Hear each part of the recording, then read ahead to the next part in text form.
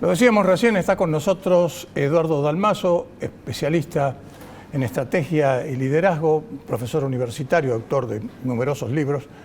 No tengo la lista, pero sé que son muchos.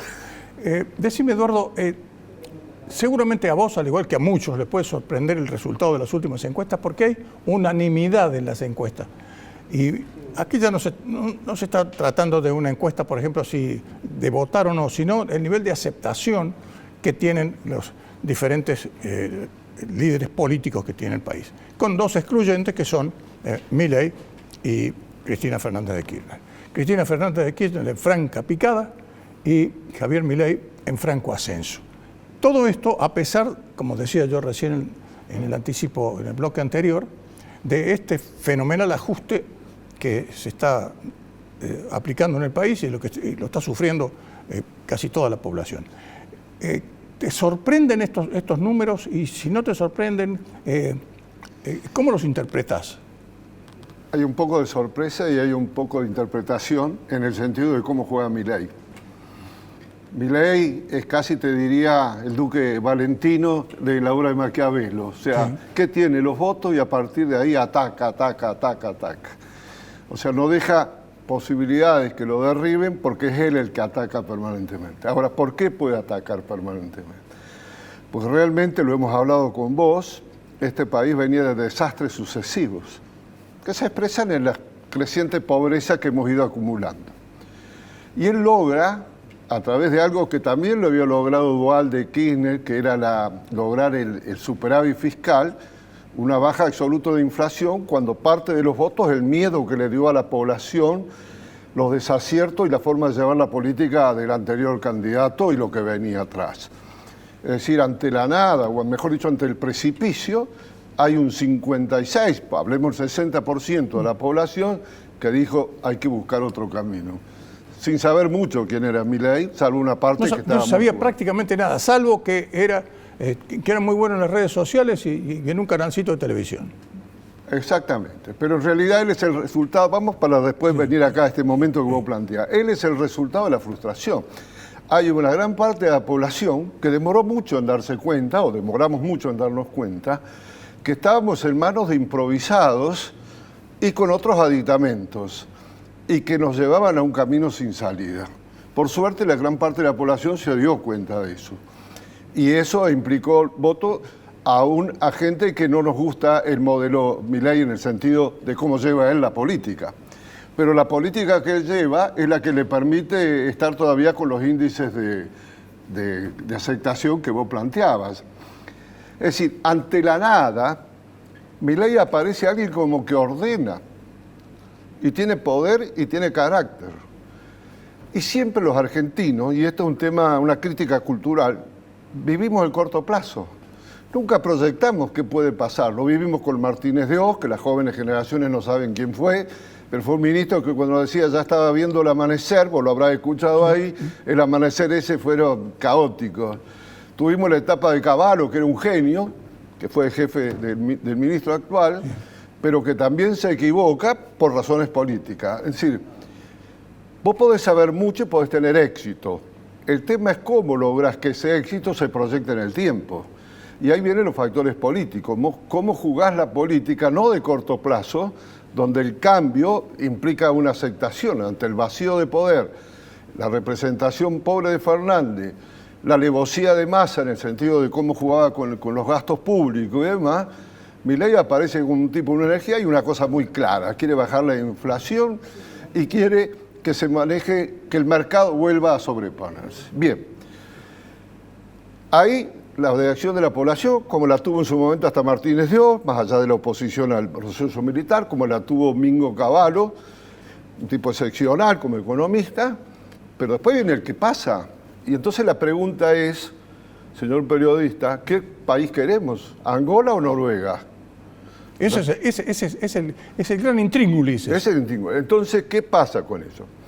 En el corto plazo, lo que ha logrado Milei es fantástico. Muy bien predicho por Arriazu, uno de los economistas más respetados. Efectivamente, acabo de pasar una nota con él. Pero yo lo escuché a Arriazu en persona, cuando dijo, a raíz del fracaso del modelo de los 90, no no nos dimos cuenta de que no había tal efecto derrame. Porque todo lo que jugaba en el programa más parecido al que había Milei era que iba a haber un efecto derrame. No hay efecto derrame cuando las estructuras sociales son absolutamente diferentes. Solamente se concentra en un sector. Entonces, aceptemos que Milei se maneja muy bien ante ejércitos sin generales. Al frente de él hay ejércitos desarmados. No existen. Hay una sola líder que se quiere imponer, pero que ya no está viviendo, no entendió el tiempo que estábamos viviendo. No lo entendió con Fernández tampoco, ¿no? Se equivocó, y feo. Aparte, ya para un gran sector de los que podían estar con ella como general, dice, lo eligió Vudú, lo eligió Fernández, lo tenía López. Y a todas las sátrapas de entonces delincuentes. Cada vez le queda menos ejército, ¿no? Y le queda solamente el ejército que si no está ella, pierden todos. ¿Qué sé yo? Uno podría distinguir en la provincia de Buenos Aires quién está con ella y quién no está con ella. Y hay una diferencia cualitativa, digamos. La otra parte es la sociedad. Vamos a seguir como sociedad aceptando que en las listas aparezcan personas absolutamente indeseables, que en el juego de la política toman la política como un negocio. Eso no es solamente responsabilidad de los delincuentes que se insertan, es también responsabilidad nuestra. Efectivamente. ¿No? Y eso tenemos que tomar conciencia.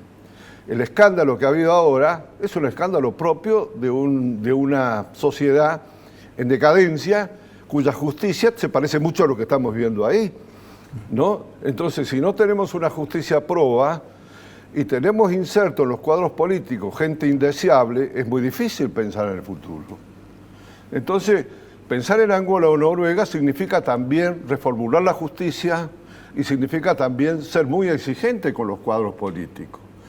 Pero yo a la sociedad le digo, aprovechando toda entrevista, que tenemos que aprender a pensar en mediano y largo plazo. Claro, yo creo que la ficha limpia la tenemos que resolver aquellos que votamos. Ese es el tema, pidiéndoles, es decir, nosotros los periodistas pidiéndoles antecedentes a los señores que están presentándose como candidatos. Fíjate lo que está pasando con el caso de Vázquez, nombrado allí nada más y nada menos que en la ex AFIP. Es un hombre que tiene unos antecedentes realmente por lo menos dudosos, y sin embargo ha sido nombrado por este gobierno en un cargo clave.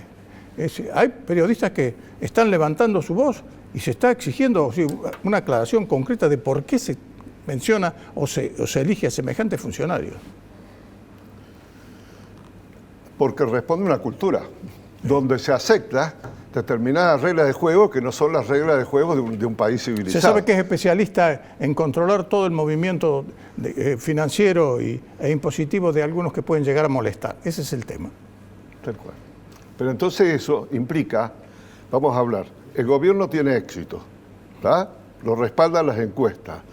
Pero este gobierno se basa mucho también en la creencia de la gente que iba a terminar con esto que vos estás señalando. Exacto. Y si no termina, lo va a dañar muchísimo. Hablando del duque Valentino, el hombre que Maquiavelo tomaba como ejemplo, muere el padre, que era papa. Exacto. Y se enferma él, aparece en otra circunstancia y termina muerto, ¿no? Vencido. O sea, el éxito de hoy de este señor Milei, que es encomiable en términos de cómo políticamente enfrenta sin votos, sin legislatura y demás, y logra resultados, no significa que eso le dure en el largo plazo. Pero ¿cuál es lo que más importa, o yo creo que a la sociedad le puede importar? No hay una oposición fuerte porque no hay líderes fuertes reconocidos por la sociedad.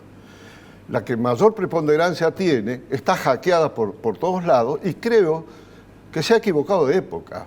Su primera época, que fue cuando sucedió a Kirchner, su marido, exacto, terminó cuando ella terminó ese mandato. Y ella siguió con una ideología y con un pensamiento de la realidad que es propio de los que creen que saben, pero no saben, y son los más dañinos, ¿no? Y ella ha logrado, a través de esas políticas facilistas, una adhesión de incondicionales. Pero los incondicionales no son garantía de probidad, ni son garantía de ver el futuro. Acá se requiere un proyecto de desarrollo. El ex canciller Bielsa, un hombre que uno puede tener diferencias desde el punto de vista ideológico, pero no de su calidad humana y de su conocimiento, Dice, los peronistas no nos hemos hecho ninguna autocrítica, no sabemos qué hemos hecho, qué no hemos hecho. Era un ataque directo a la general. Y no solo es el caso del peronismo, de otros partidos también. Sí, también. Eduardo, ha sido interesantísima la charla. En cualquier otro momento la continuamos. Me alegro verte bien. Gracias. Felices fiestas. Y lo mismo para vos. Muchas gracias.